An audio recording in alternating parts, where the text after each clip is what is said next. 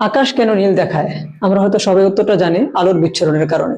কিন্তু তার ভিতরে আরো অনেক গভীর কিছু হচ্ছে যা আমরা জানি না। আজকে আমরা আকাশ নীল দেখা যাওয়ার পেছনের ফিজিক্সটা জানার চেষ্টা করব। প্রথমে আমাদেরকে জানতে হবে আমাদের এই বায়ুমণ্ডল কি দ্বারা গঠিত। আমাদের বায়ুমণ্ডলের 78.084% হচ্ছে নাইট্রোজেন, 20.95% হচ্ছে অক্সিজেন এবং 0.93% হচ্ছে আর্গন, এবং খুব অল্প পরিমাণ, যার পরিমাণ হচ্ছে 0.04% কার্বন ডাইঅক্সাইড এবং 0.01% বা তারও কম পরিমাণ পানির বাষ্প থাকে। তাহলে আমাদের যে বায়ুমণ্ডল, আমরা যে বায়ুমণ্ডল আমাদের পৃথিবীটাকে অঙ্কন করি, যদি আমাদের পৃথিবী, এই হচ্ছে আমাদের বায়ুমণ্ডলের আস্তরণ।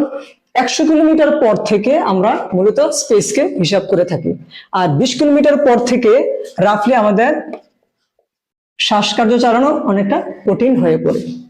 এবং আরো যে জিনিসটা জানার হচ্ছে, আমাদের যে নাইট্রোজেন এবং অক্সিজেন মলিকুলটা হচ্ছে আমাদের টোটালি আমাদের অ্যাটমসফিয়ারের মূল উপাদান, বাকিগুলোর পরিমাণ খুবই অল্প পরিমাণ।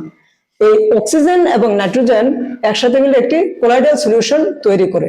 আমাদের জানতে হবে নাইট্রোজেন মলিকুলের ব্যাস হচ্ছে 0.32 ন্যানোমিটার এবং আমাদের অক্সিজেন মলিকুলের ব্যাস হচ্ছে 0.294 ন্যানোমিটার।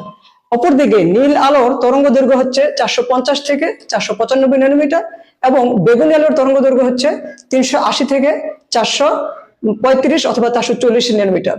এখন স্বাভাবিকভাবে বলতে গেলে ক্ষুদ্র তরঙ্গের দৈর্ঘ্যের জন্য নীল আলো বিচ্ছুরণ হয়।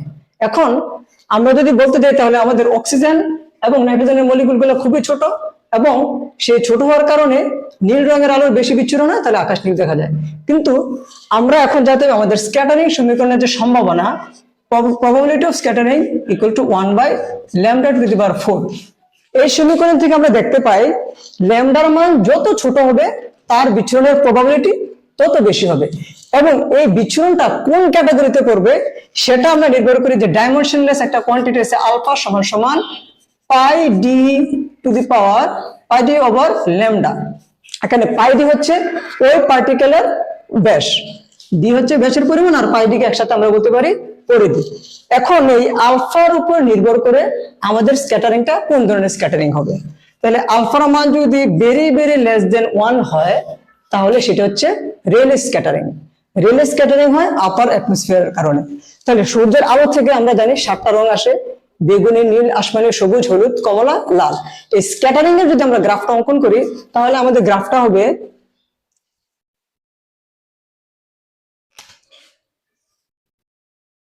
এটা হচ্ছে আমাদের তরঙ্গ দৈর্ঘ্য,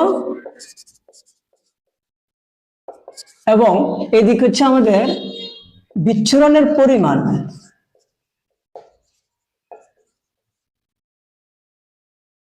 তাহলে আমরা আমাদের এই বিচ্ছুরণটা আমাদের এই গ্রাফটা অনেকটা ফলো করি। তাহলে আমরা জানি বেগুনি, নীল, সবুজ, হলুদ, কমলা এবং লাল। এই গ্রাফ থেকে আমরা দেখতে পাচ্ছি আলোর তরঙ্গ দৈর্ঘ্য যত ছোট হচ্ছে স্ক্যাটারিং এর পরিমাণ, যেহেতু নীল আলোর তরঙ্গ দৈর্ঘ্য খুবই ছোট তাই নীল আলোর বিচ্ছুরণের পরিমাণটা আমাদের বেশি। এখন আমরা ম্যাক্সওয়েলের সমীকরণের দিকে যাব। কি হচ্ছে এখানে? এখন সূর্যের আলো থেকে যখন নীল এবং বেগুনি, নীল, আসমানি, সবুজ, হলুদ, কমলা রঙের প্যাটার্ন গুলো যখন আসে তখন আমাদের এই নীল রঙের আলোর তরঙ্গ দৈর্ঘ্য খুবই ছোট। তাহলে এখানে আমাদের অক্সিজেন এবং নাইট্রোজেনের মলিকুলের সাথে স্ক্যাটার হয়ে রংটা ছড়িয়ে পড়ছে। কিন্তু এই স্ক্যাটারিংটা যে আমরা কথা বলছি সেটা কিন্তু কম্পটন স্ক্যাটারিং বলতে পারি আমরা। কিন্তু এই স্ক্যাটারিংটা আমরা জানি সেটা হচ্ছে একটা ইলাস্টিক স্ক্যাটারিং, অর্থাৎ যে স্ক্যাটারিং এর কারণে আমাদের অক্সিজেন এবং নাইট্রোজেন মলিকুলের কোনো ধরনের চেঞ্জ হবে না। যদি চেঞ্জ হয় তাহলে সেটা কিন্তু ইলাস্টিক স্ক্যাটারিং নয়। কিন্তু এখানে যে স্ক্যাটারিংটা ঘটতেছে এটা কিন্তু কম্পটন স্ক্যাটারিং নয়। তাহলে সেখানে কি হচ্ছে? আমরা চলে যেতে হবে আমাদের ম্যাক্সওয়েলের তারের চৌম্বক সমীকরণের দিকে। আলো যেমন একটি তরঙ্গ তেমন কিন্তু আলো একটি তারের চৌম্বক তরঙ্গ। আলো যখন কোনো মাধ্যম দিয়ে চলাচল করে তখন সে ইলেকট্রিক এবং ম্যাগনেটিক ফিল্ডের একটা আন্দোলন তৈরি হয়, সেটা আমরা জানি। এখন এই যে বলের কারণে আমাদের স্ক্যাটারিংটা হচ্ছে সেটা আমরা নিউটনের মেকানিক্স থেকে ব্যাখ্যা করতে পারি। অর্থাৎ আমাদের যে total force F equal to ma। তাহলে যদি কোনো পার্টিকেলের এক্সিলারেশন থাকে তাহলে আমরা জানি যে এক্সিলারেটিং চার্জ সেখানে একটি তাড়িৎ চুম্বক তরঙ্গের বিকিরণ তৈরি করে, আর এখানে m হচ্ছে যে পার্টিকেলটা আমাদের বিচ্ছুরিত হচ্ছে তার ভর। তাহলে আমরা জানি আমাদের সূর্যের আলো থেকে আগত আলোক রশ্মি আমাদের যে পার্টিকেল আছে সেই পার্টিকেল গুলার রেজোনেন্স ফ্রিকোয়েন্সিতে কাঁপতে থাকে এবং সেখানে একটা এক্সিলারেশন তৈরি হয়। তাহলে আমরা বলতে পারি m a equal to minus m r omega square minus q E sine omega t. এখানে ওমেগা হচ্ছে আমাদের রেজোনেন্স ফ্রিকোয়েন্সি আর এই ওমেগা হচ্ছে ড্রাইভিং ফোর্স, অর্থাৎ এই অংশটা হচ্ছে আমাদের ইনকামিং আলোর যে এনার্জি বল, আর এই জায়গা হচ্ছে আমাদের রেজোনেন্স বা রিস্টোর ফোর্স। তাহলে আমাদের সূর্যের আলো থেকে আগত আলোক রশ্মি এই ফ্রিকোয়েন্সি যখন আমাদের নাইট্রোজেন এবং অক্সিজেনের ফ্রিকোয়েন্সির সমান হবে তখনই সে আন্দোলিত হবে এবং একটা উইগলিং মোশন তৈরি করবে। আর উইগলিং মোশন মানে হচ্ছে সেখানে একটা চার্জ এক্সিলারেটিং হচ্ছে। চার্জ যখন এক্সিলারেটিং হয় সেখানে সেই রেজোনেন্সের ফ্রিকোয়েন্সির কারণে সেখানে একটা সেম ফ্রিকোয়েন্সির একটা আলো তৈরি হয়। তো তাহলে এই ড্রাইভিং ফোর্সের যে ফ্রিকোয়েন্সি, এই ফ্রিকোয়েন্সি হচ্ছে আমাদের নীল রঙের তরঙ্গ দৈর্ঘ্য।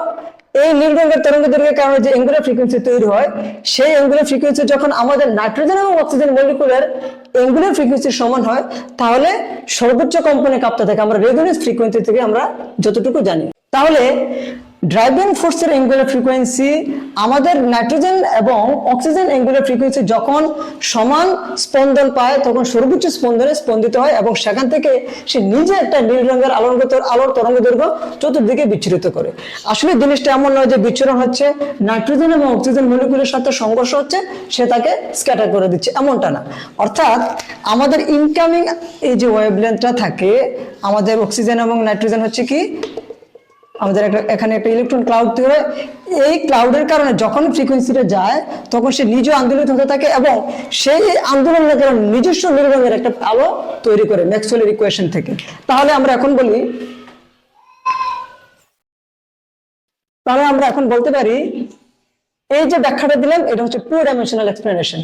যেহেতু আমাদের পার্টিকেল গুলো 3 ডাইমেনশনাল তাহলে তাদের যে বিচ্ছুরণটা হচ্ছে সেটা 3 ডাইমেনশনালি হচ্ছে। আর আমাদের সবচেয়ে মজার বিষয় হচ্ছে নাইট্রোজেন এবং অক্সিজেন দুইটি হচ্ছে দ্বিপরমাণু, তার মানে তাহলে তারা ডাইপোল তৈরি করছে। তাহলে ডাইপোলের কারণে ডাইপোল রেডিয়েশন হচ্ছে এবং নীল আলোটা চতুর্দিকে ছড়িয়ে পড়ছে, বাকি আলোগুলোর সাথে তার ততটা ইন্টারাকশন হচ্ছে না এবং সেই রেজোনেন্স ফ্রিকোয়েন্সিও সে এই বাকি রঙের তরঙ্গ দৈর্ঘ্য থেকে পাচ্ছে না। এখন বিষয়টা হচ্ছে উপরের দিকে যখন আমাদের আলোর বর্ণগুলো সব দিকে নীল রং ছড়িয়ে পড়ে তাহলে আমাদের চোখে যতক্ষণ না আসে ততক্ষণ পর্যন্ত কিন্তু আমরা এই ফ্রিকোয়েন্সিটাকে নীল রংটাকে আমরা দেখতে পাই না। তাহলে চতুর্দিকে যখন আমাদের নীল রংটা স্ক্যাটার হয় আমাদের এই বায়ুমণ্ডল যত নিচের দিকে নামে আমাদের ঘনত্ব তত বাড়তে থাকে। ঘনত্ব যখন বাড়তে থাকে তখন স্ক্যাটারিং এর জন্য আমাদের যে বায়ুর যে পার্টিকেল গুলোর স্পেসিং মাঝখানে প্রায় 3 ন্যানোমিটার, আমাদের স্পেসিংটা হচ্ছে 3 ন্যানোমিটার, যা উপরের দিকে অনেক কম। এই কারণে রেল স্ক্যাটারিংটা হয় আকাশের উপরের স্তরে, নিচের স্তরে হয় না। যখন নিচের স্তরে আসে তখন আবার ইন্টারফারেন্স হয়। কিভাবে ইন্টারফারেন্স? একটা আলোক রশ্মি যখন একটা পার্টিকেলের সাথে সংঘর্ষ হয় তখন তার ফেজ পুরোপুরি চেঞ্জ হয়।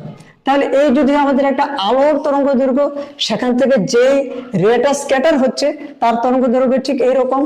আর আমরা ইন্টারফারেন্স থেকে জানি যখনই ফেজ শিফট পুরোপুরি চেঞ্জ হয় তখন একটা রশ্মি আরেকটা রশ্মিকে ক্যান্সেল করে দেয়, যার ফলে স্ক্যাটার হওয়া আলোক রশ্মিগুলো সব দিকে ছড়িয়ে পড়ে আমাদের অ্যাটমসফিয়ারে যত নিচের দিকে আসে তখন সে সোজাসুজি আমাদের চোখে এসে পড়ে। অর্থাৎ এই বায়ুমণ্ডলে স্ক্যাটার যে নীল রংটা এই বায়ুমণ্ডলে এসে স্ক্যাটার হয় না, তখন ডিস্ট্রাকটিভ ইন্টারফারেন্সের মাধ্যমে একটা রশ্মি আরেকটা রশ্মিকে ক্যান্সেল করে শুধুমাত্র নীল আলোটা আমাদের চোখে এসে পড়ে। যেটা আমরা দেখছি বিভিন্ন দর্পণে, আমরা দেখি যখন কোনো সলিড সারফেসের ভিতরে আলোক রশ্মি পড়ে সেখানে বিভিন্ন রশ্মিগুলা পরস্পরকে ডিস্ট্রাকটিভ ইন্টারফারেন্সের মাধ্যমে বিলুপ্ত হয়ে শুধুমাত্র একটা পথে পরিভ্রমণ করে। আমরা আলোটা কিন্তু ঠিক ডিস্ট্রাকটিভ ইন্টারফারেন্স গঠন সব দিকে হয়, হওয়ার পর যে জায়গা হয় না শুধু রিফ্লেকটিভ পথ দিয়ে আলোক রশ্মিটা গমন করে। তাহলে আমরা দেখলাম আমাদের আলোক রশ্মিগুলা নীল রঙের কারণে স্ক্যাটার হয়ে আমাদের নিচের অ্যাটমসফিয়ারে ডিস্ট্রাকটিভ ইন্টারফারেন্সের মাধ্যমে আমাদের চোখে এসে পড়ে এবং আকাশ নীল দেখা যায়।